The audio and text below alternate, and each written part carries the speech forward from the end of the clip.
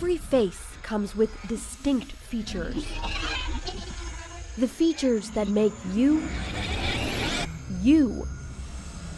The shape of the eyes, the slope of the nose, the curve of the mouth. They give us our identity. Case number 0918129. Somewhere out there, somebody knows him. February 2nd, 1982. A skull found in the snow, bones scattered nearby. The chilling discovery made deep in the woods right off Canning Road in Twinsburg. We still, to this day, we don't know who he is. Years have peeled away the paint, but this used to be the old Laurent property. All we had was some photographs of some bones was spread out onto a table. It is the only clue investigators had at that time. The first coroner's report says the man was killed by a shotgun blast, his body dismembered with an axe. 2009, they took another look at it, and that coroner's report believed it was a stabbing.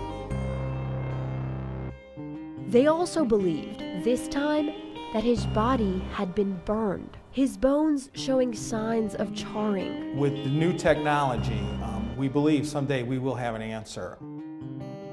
For 30 years, the man's skull sat in a box at the Summit County Coroner's Office. That is, until Samantha Molnar got involved. Most people call me Bones. Molnar is a facial reconstruction specialist at the Ohio Bureau of Criminal Investigations. Each skull is unique.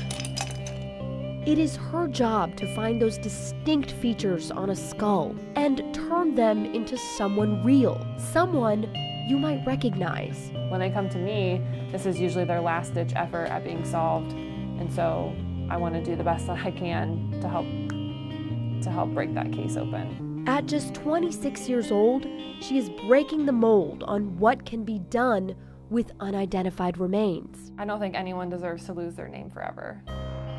Right now, there are 103 unidentified remains in the state of Ohio. 103 people left nameless, faceless. More than half of them found right here in Northeast Ohio. When you look at this, what do you see? I see somebody that hopefully can get their name back, somebody that's asking for help, and even though they can't verbally say it, they need all the help that they can get. Help that she so desperately tries to give.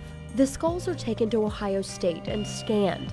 Then a 3D copy is printed, and that is what Molnar works from. She has created 8 reconstructions so far, one that resulted in a match. The hope is to craft one for each of the 103 John and Jane Does in the state. Because I think that if you have an image, it makes it more real. It's not just a set of bones or something in the news, but it's like a real person's face that you can look at. The bones discovered in Twinsburg belong to a black man, someone in his 20s. When you're able to put a face with the individual, it brings it a little closer to home that this is an individual. But without knowing who he is, they can never know who killed him. That's the first step in any type of investigation, to know who he is, where he came from, who he knew.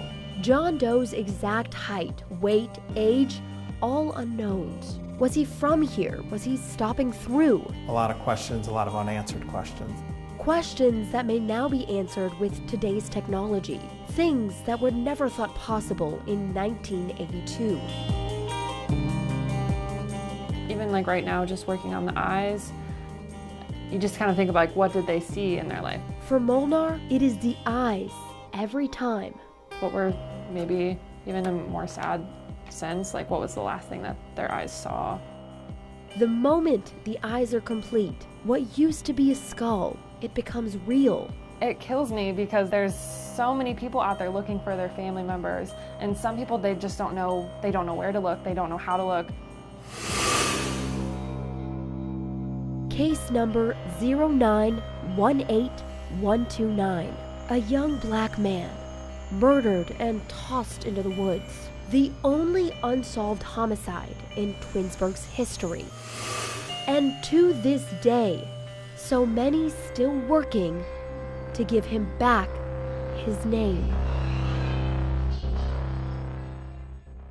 Recently, DNA was able to be extracted from that John Doe's tooth. It will be put into BCI's system, but detectives tell us it could be up to a year before they hear anything back. By the way, BCI has a separate system where anyone with a missing family member can provide a sample of their DNA. If and when any unidentified remains are found, they will immediately scan for a match. It is as simple as swabbing the inside of your cheek that can dramatically increase the chances of finding your loved one. Homa Bash, News 5.